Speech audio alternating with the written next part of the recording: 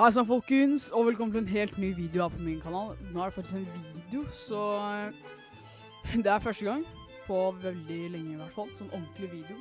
Så i dag så har jeg tenkt å ta No Burping Challenge med Sprite, som jeg har her. Så la oss bare starte.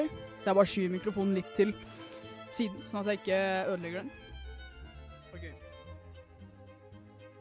1, 2, 3.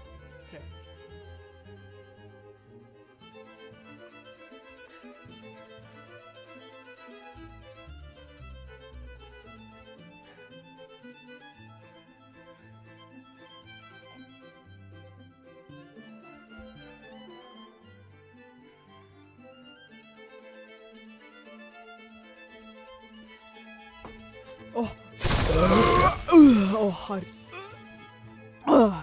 Ok, folkens, som dere så gikk ikke det så veldig bra. Så tusen takk for at du så på. Husk å abonnere, like, så ses vi i neste video. Ha det.